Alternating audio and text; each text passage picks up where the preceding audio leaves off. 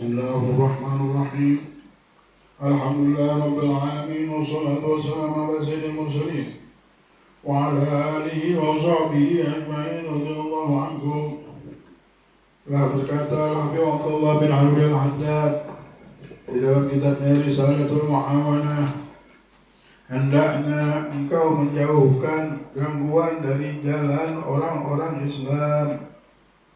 Maksudnya jalan yang mereka lewati, kalau ada gangguan, ada bentuk gangguan apapun, baik yang kelihatan, yang tidak kelihatan, baik itu yang berbentuk hissi dan ma'nawi, karena hal itu termasuk dari bagian keimanan.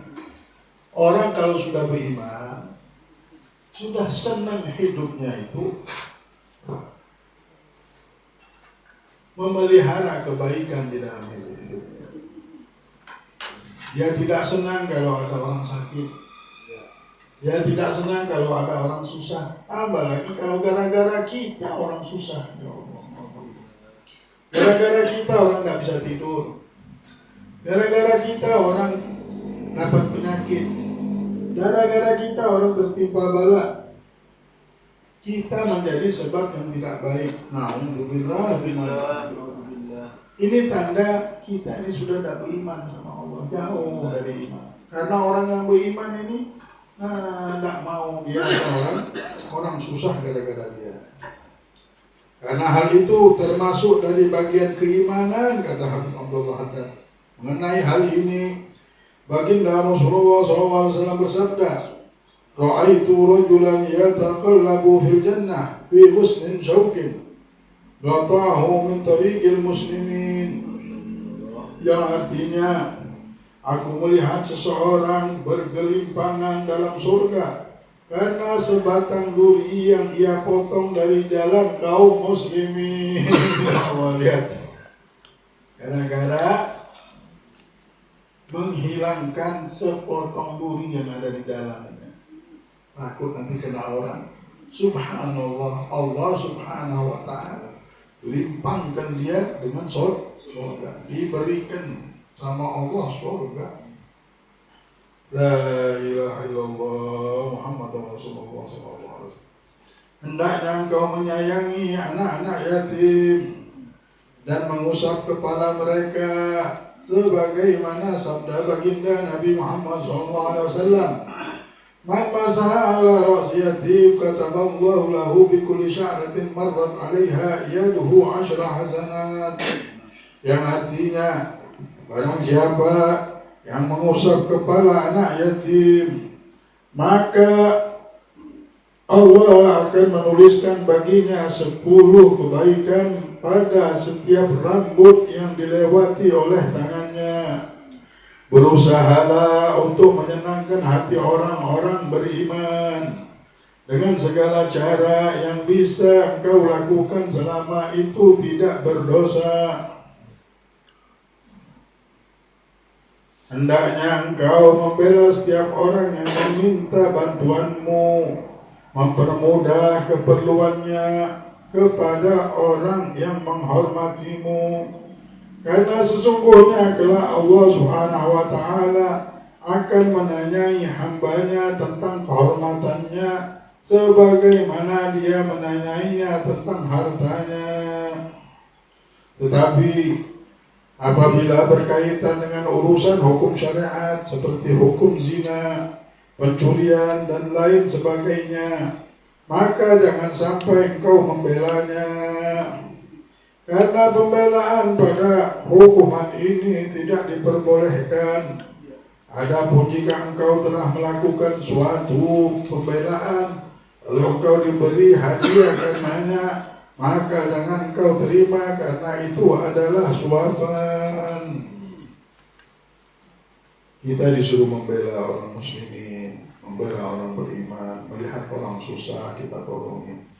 Melihat di jalan ada sesuatu, ada kotoran, ada sesuatu yang bisa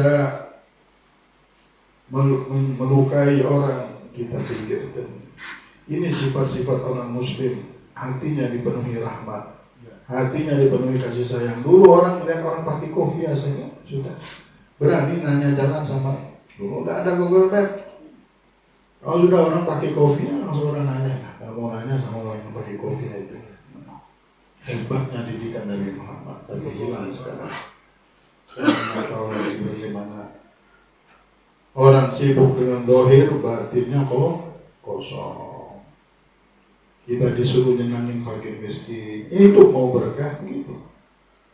Nyenangin orang yang lemah, bisa memuliakan orang, gak nyakiti hati orang. Hidup kita berkah, insyaallah. Nabi Muhammad SAW.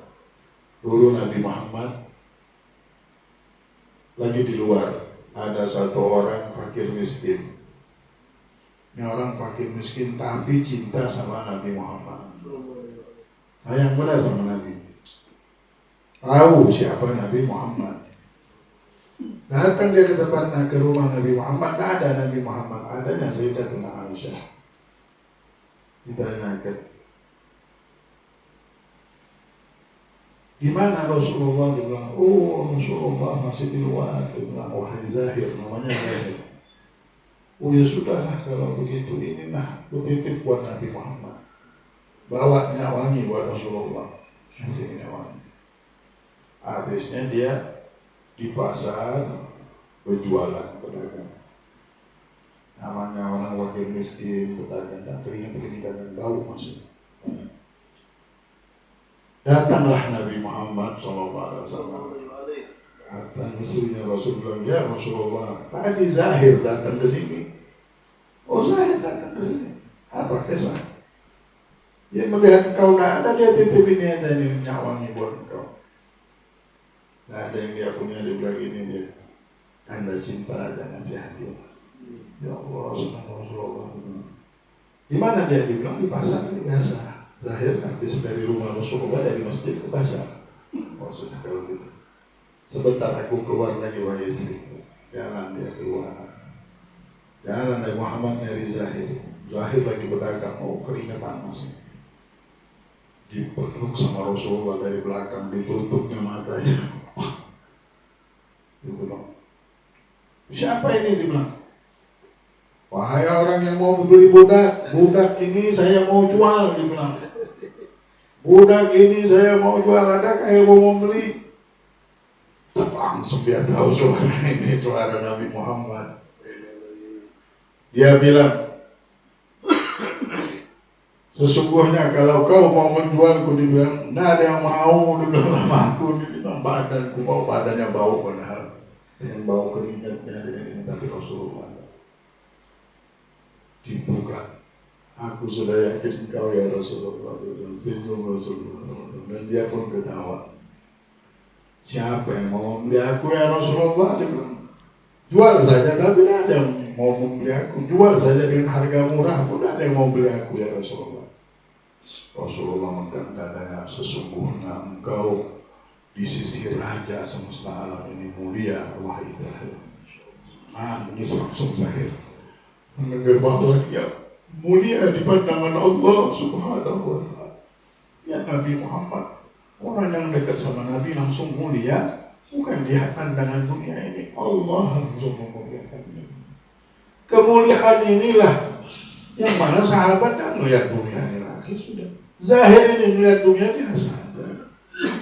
Jalanin aja hidup di dunia sebentar, tapi mereka mencari ridhonya Allah. Ini hidup yang benar. Ini namanya kita hidup sudah nama. Tapi kalau kita masih mabuk sama dunia terus, apa rencana lagi? Ya Allah hendak bilang fitnah paling besar adalah ragunya manusia dengan rezeki. Ini yang merusak. Tapi kalau orang sudah yakin sama Allah, yakin ya sama rezeki sudah.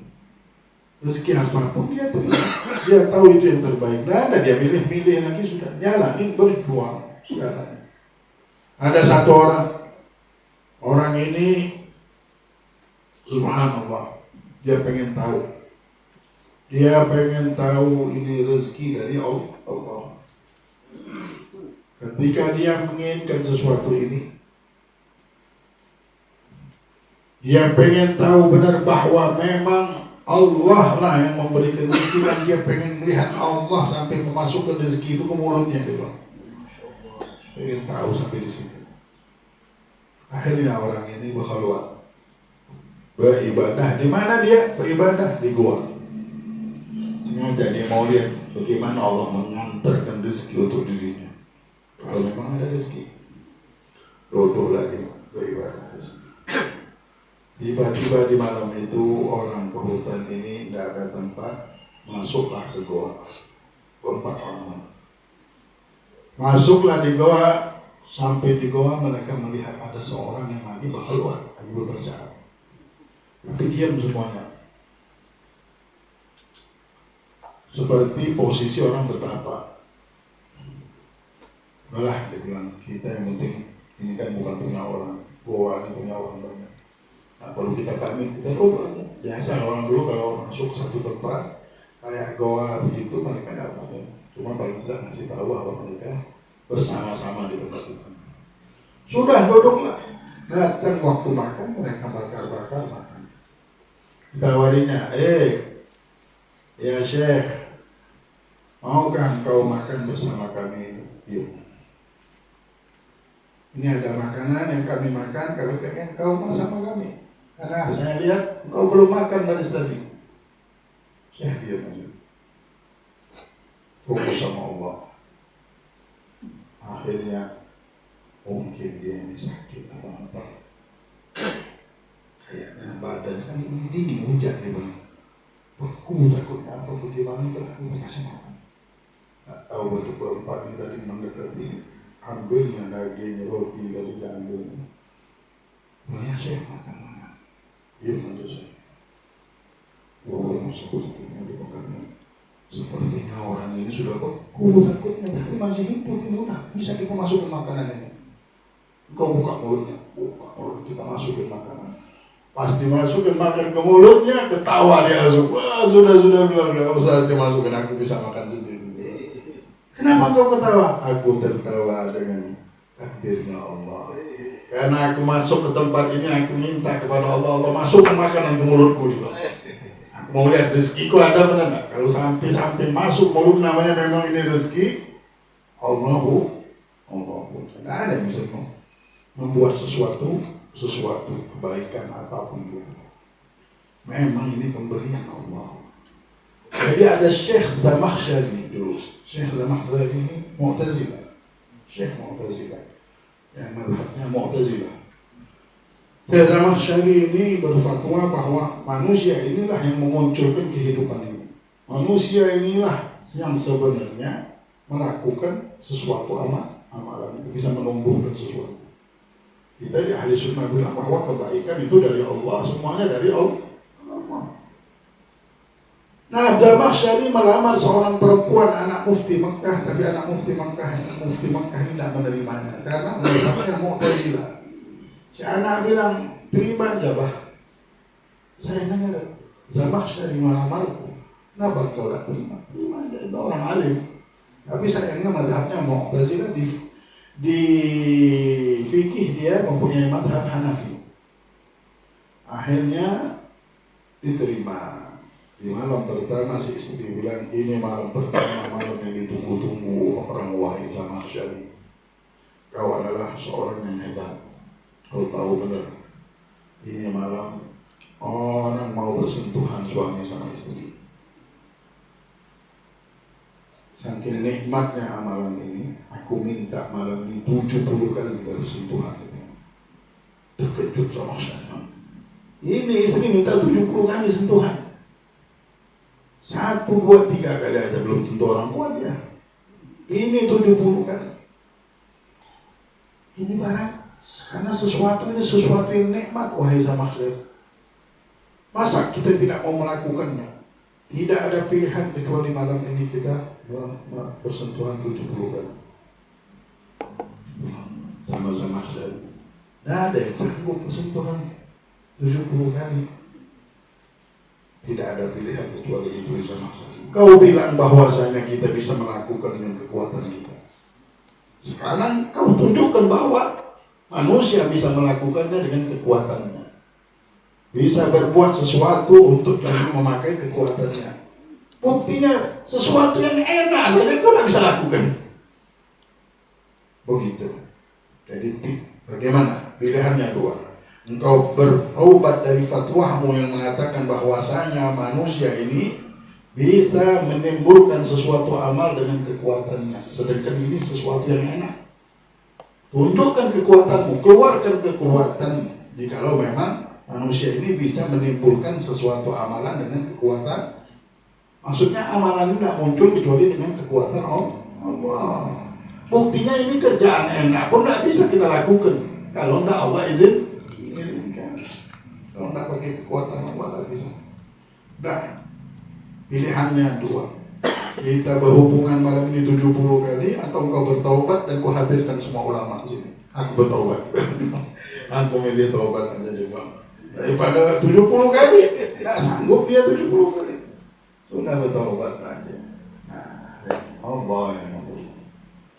Dulu ada seorang syekh. Syekh ini mau berangkat,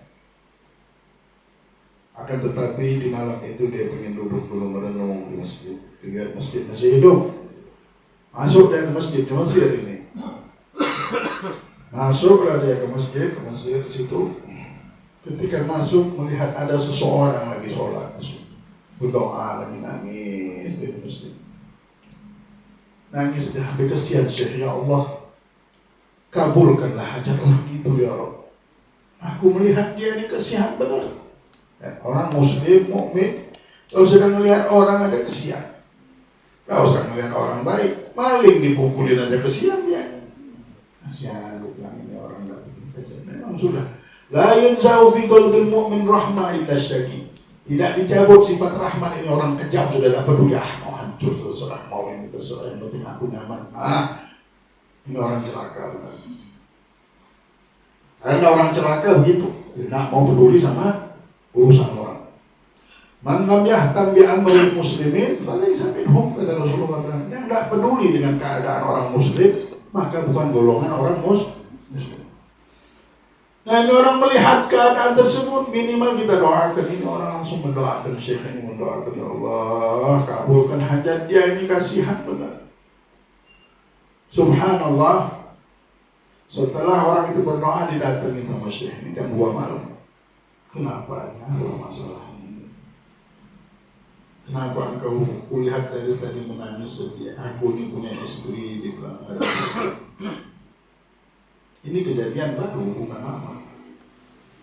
Dan butuh uang 150 pon Mesir. 1 pon Mesir itu sekitar 3.200.000. Jadi sekitar 50 juta. 50 juta lah waktu itu. Aku bingung.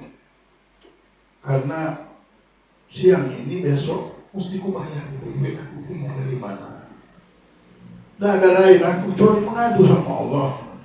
Bagaimana aku mau minta, aku siapa bingung.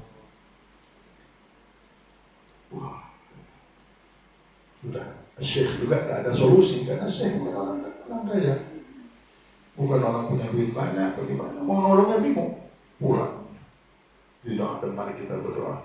Teruslah kau berdoa ini. Sesungguhnya engkau sekarang ini ada di pintu Zat yang maha kaya dan mempunyai sifat dermawan. Gak bakal kau sia-sia sudah. Orang udah yakin sama Allah, tahu benar. Karena ini barang nyata, semua punyanya Allah, nyata. Bukan gak nyata, manusia yang kita lihat semua jagat raya ini punyanya Allah. Jadi Syekh ini bilang, kau minta aja, aku mikir gak bisa lagi. Dari mana, bagaimana gak bisa. Tapi kau minta terus karena kau sekarang duduk di pintu Allah yang gak pernah menolak. Orang tahu benar dulu kalau ada masalah duduk di pintu Allah pasti selesai. Yakin orang. Nah yang tidak yakin ini bingung kita, namanya dapat Tuhan. Orang duduk di pintu Allah dan ditolong sama Allah ini pas tidak percaya dia sama Allah, ini namanya dapat Tuhan juga. Nah, dia tidak melihat ini bahwa dunia dan jagat raya ini adalah hukum kebesaran Allah. Orang semua yang minta tolong sama Allah, mengemis sama Allah, tidak pernah tangan kosong pulang. Kalau ada tangan kosong mungkin dia ragu atau bagaimana, bingung. Jadi orang yang hidup di dunia ini ada solusi sudah. Allah kembali sama Allah, tidak ada lagi jalannya. Kalau belum ditolong itu pasti tidak akan hancur. Allah punya cara. Tidak akan hancur kalau kita minta perlindungan Allah. Tapi Allah punya cara, butuh sabar. Nabi Nuh berapa? 50 tahun baru dapat pertolongan Allah. Nabi Musa berdoa minta dihancurkan Fir'aun. Allah bilang, udah kabul ini, doamu udah kabul. Sekarang kau jalan lurus saja terus. Jangan bengkok-bengkok, istiqamah. Fastaqima wa la tattabi'ani sabilal ladzina la ya'lamun.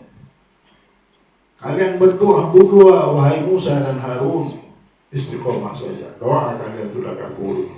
Wa tujibat da'watukuma fastaqima. Sekarang kalian istiqamah saja. Istiqamah. Kapan Allah kabulkan hancurkan Fir'aun? Setelah 40 tahun berdoa. Sabar 40 tahun. Ini hidup ujian sebentar. Kapanpun kita akan diuji. Selesai ujian ini tetap diuji juga. Selesai ujian ini tetap, inilah hidup. Tapi kalau sudah ada pegangan Allah, sudah tidak ada lagi kita takut sama ujian. Jalan aja, jalan. Inilah hidup. Ya. Baik itu di dunia maupun di dalam kubur, tidak takut lagi. Kenapa? Ada Allah, ada Nabi Muhammad. Kita nyembah Allah. Kita minta syafaat Nabi Muhammad yang ditunjuk oleh Allah untuk menyelamatkan kita. Sudah ada jalan semuanya, cuma tidak yakin. Nah, ini kejadian. Akhirnya Syekh ini pulang sampailah waktu subuh, dia datang lagi ke masjid itu. Sholat, Syekh ini duduk di situ berbacaan. Dan orang ini tetap berbacaannya. Sampailah waktu subuh. Sampai azan waktu subuh, sholat subuh. Dia yang jadi imam, disuruh orang jadi imam, jadi imam dia. Baca bacaan suaranya ini terdengar sama orang yang dekat rumah situ. Kan pakai speaker. Ini Syekh yang saya idolakan di belakang. Turun dia langsung mendengar suara ini. Mau memastikan Syekh itu bukan. Sholat, assalamualaikum. Benar, dia tahu Syekh. Alamat dia ketemu Syekh. Ana ini yang sangat mengidolakan engkau ya Syekh. Ya Allah, anak tak pantas diidolakan dah. Suara itu ya, anak tahu benar. Bolehkah Syekh anak mau ngomong 4 mata? Ya Syekh, anak ini punya harta. Anak mau bersedekah, mau zakat, mau bersihkan harta. Tapi belum tepat, belum pas terus. Dari hari ke hari, subhanallah hari ini anak ketemu hantu. Tidak tahu dari kemarin bingung anak mau mengeluarkan harta ini bagaimana. Berapa yang mesti saya keluarkan dan saya mau mengeluarkan bagaimana. Sudah. Akhirnya dihitung sama. Sudah, kalau begitu bisa kasih selesaikan masalah anak hari ini supaya anak tidak pusing lagi. Sudah, bagaimana kesalahan. Ini harta anak segini sudah dihitung semua. Semua ente diwajibkan ini karena hitung ini seperlakuan ini begini 2,5% dari sini. Sudah, semuanya ente wajib mengeluarkan 150 pon. Berapa? 150 pon. Sudah. Bismillah kalau begitu takbir, ingat langsung sisir. Ini kisah 100. Siapa kita mau bagi ini siapa? Kita 150 pon. Ada orang, kau ikut aku. Dia tak ngomong bahwa kita kasihkan dia. Ayo kita. Sebelum kita bagikan duit ini, kau wajib keluarkan. Ada sudah, aku sudah siap uang 150 pon itu. Dah kita ketemu sama satu orang dulu. Jadinya di masjid tadi. Nah itu dia. Siapa itu Syekh? Nah, kita kesana.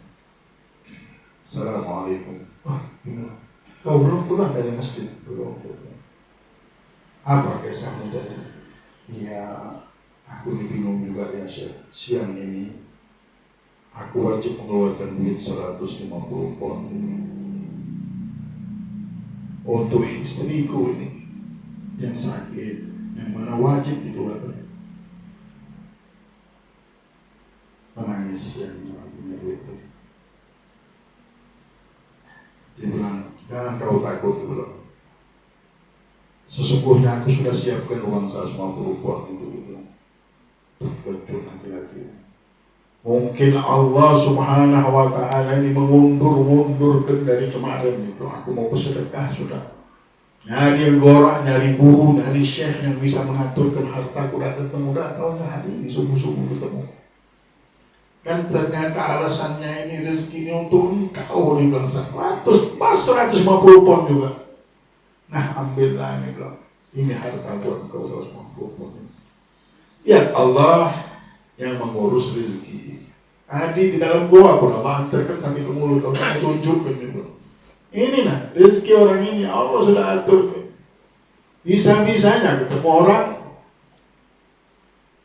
ini ada yang punya dunia ini, ada segalanya sudah diatur. Sekarang kalau ada musibah, sabar, jangan ditabrak. Musibah kita pikir, bagaimana caranya harus nafsu kita lagi.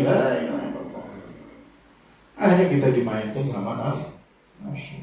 Sudah kan udah ada jalannya, bukan jalan hidup kita itu namanya. Oh, udah ada jalan untuk kaya, bukan jalan hidup kita dengan kaya-kaya begitu. Bukan orang yang kaya ini orang yang beriman. Orang yang kaya ini orang yang beribadah di dunia. Lihat tadi, orang yang bisa menggeserkan, menghilangkan segala sesuatu yang bikin susah orang. Ada orang kaya, semua hak orang diambil. Buat apa gunanya kaya begitu? Ada warisannya fulan diambil, ini diambil. Tidak ada guna lagi hidup begitu. Inilah hidup namanya tidak bisa diuji sudah. Allah di dalam uji. Oh ya, kita sabar. Kalau ada apa-apa, bukan rezeki kita orang itu. Ini bukan rezeki kita, ini belum waktunya. Namanya sampai di sini kita jalan aja itu. Kalau nyari duit ini untuk beribadah, bukan untuk nyari untung banyak, apa banyak, semua banyak. Nafsu aja itu. Nggak akan senang. Kita lihat orang yang ribut-ribut sekarang di TV, di mana-mana ini orang yang apa? Orang yang tamak, rakus, menabrak sana, nabrak sini demi harta dan tahta. Ya habis. Sampai meninggal bertahun-tahun. Tiap hari pagi-pagi sudah ribut. Pagi-pagi ini ribut selesai, ini ribut, ini ribut. Hidup begitu aja. Alhamdulillah Allah dudukkan kita pagi-pagi di majelis taklim. Jalan kita ini ke surga insyaallah. Ya. Yang penting jangan sampai kita terlena oleh dunia ini.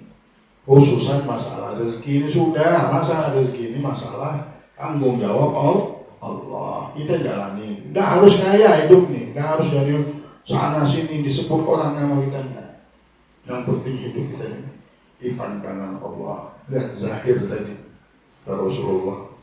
Ini orang mulia. Orang sesungguhnya engkau mulia di sisi Allah. Dulu di Hadramaut, di Zabid, ada Syekh Abdul Rahman Ad-Dibai. Itu orang Yaman. Ya. Syekh Abdul Rahman Ad-Dibai ini orang Hadramaut, orang Yaman. Syekh Abdul Rahman ini mau pergi ke Madinah dengan rombongannya. Dengan rombongannya sudah mau jalan ke Madinatul Munawwarah. Ada anak kecil bilang, ya Syekh, bolehkah saya ikut? Bilang, kamu masih kecil, nggak usah. Nggak usah ikut ya. Ini anak cinta sama Nabi Muhammad. Masih kecil, tapi jatuh cinta sama Rasulullah, sama Sayyidul Wujud. Dia tahu siapa Sayyidul Wujud. Dia tahu siapa Nabi Muhammad. Dia tahu kedudukan Nabi Muhammad. Mau dekat sama Nabi, mau dekat sama Nabi. Dunia dan isinya ini tidak ada harga di pandangan anak kecil ini. Akhirnya Syekh Abdul Rahman Ad-Dibai bilang, nggak bisa, nggak usah ikut. Rombongan ini jalan. Sampailah di Madinah. Sampai masuk di kota Madinah, Syekh Abdul Rahman mau masuk ke Qubbatul Hadra, mau mengucapkan salam. Lihat anaknya ada di sebelah dia. Anak, bagaimana engkau bisa ada di sini? Aku masuk ke peti ya Syekh Abdul Rahman. Masuk dalam peti, iya. La ilaha illallah. Akhirnya Syekh Abdul Rahman bilang kepada anaknya, bagaimana engkau bisa nyampe ini sampai di peti? Apa kisahnya? 2 minggu perjalanan kita ke sini. Bagaimana engkau bisa keluar dari peti, makan apa? Engkau 2 minggu mati bisa. Saya cinta sama Rasulullah, dah apa-apa, dah makan 2 minggu. Ulun dah makan, dah apa-apa, Syekh Abdul Rahman. Biar ulun bernapas di situ. Yang penting ulun nyampe. Malu bener Syekh Abdul Rahman. Gara-gara dia, si anaknya akhirnya di dalam peti, dah makan, tapi hidup. Ya Allah. Tapi kau hidup, alhamdulillah. Orang lain bisa mati. Demi Rasulullah, Syekh Abdul Rahman, apa-apa saya tak makan dan saya dalam peti ini menangis. Ayo kita ziarah. Sampai ziarah di hadapan Rasulullah, meninggal anaknya. Tanah itu dia tanya, ini tanah-tanah yang diinjak Nabi Muhammad. Wahai Syekh Abdul Rahman, ya ini tanahnya yang diinjak oleh Nabi Muhammad. Inilah ketika Madinah. Diambil tanahnya, diusapnya. Ya Rasulullah, meninggal anaknya.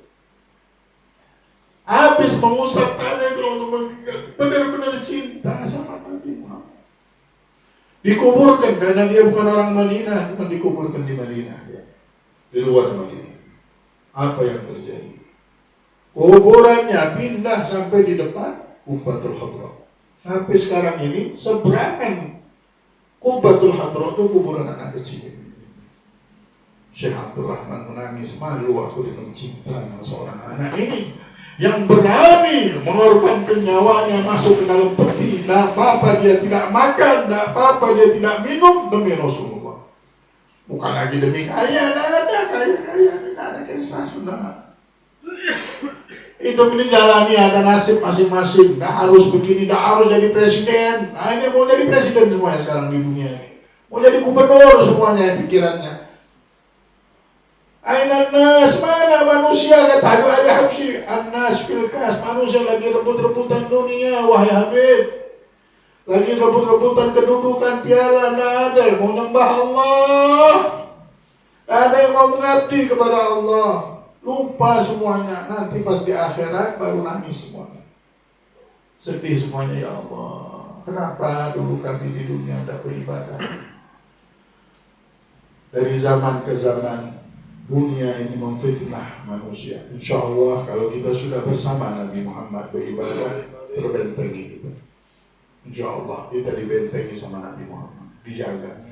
Ini orang yang selamat, orang yang bisa membentengi dirinya, bukan jadi orang kaya, bukan jadi ada, manusianya ada, ya harus sabar. Itu tak bisa, mesti sabar, mesti yakin sama Allah, mesti yakin sama rezeki. Apapun yang beri sama Allah itu kita ini baru benar. Jangan kita minta hebat, cara hebat ini hebat, aku punya duit hebat, nggak ada hebatnya. Yang hebat ini orang yang bisa ridho. Kami sudah beritaat sama Allah. Allah mau ngasih apa terserah, kami sudah senang semuanya. Kemarin kami nafsu, kemarin kami tidak punya ilmu. Nah sekarang kami sudah punya ilmu, sudah tahu ilmunya. Mesti yang dari Allah kita ridhoi. Itulah untung. Nah harus punya rumah banyak, mobil banyak, ini banyak, itu bukan, itu penyembah korun. Penyembah Allah pengikut jejak Nabi Muhammad. Nabi Muhammad ini punya identitas miskin. Kalau kita menghina orang miskin, menghina identitas Nabi Muhammad SAW. Oh, kita bilang hebat. Nah, belum tentu hebat. Orang yang hebatnya orang yang bisa sanggup miskin. Coba orang-orang kaya ini tanya sanggup miskin. Ada yang berani. Hebat namanya. Bukan kita minta miskin. Nah. Jangan pernah kita menghina atau miskin. Jangan kita takut, nanti aku miskin. Itu namanya belum beriman, belum tahu. Bukan kita minta miskin, kita tidak ada yang sanggup dengan ujian. Akan tetapi apa yang Allah beri pasti nyaman. Kalau sudah sabar, udah. Tidak ada lagi miskin biasanya.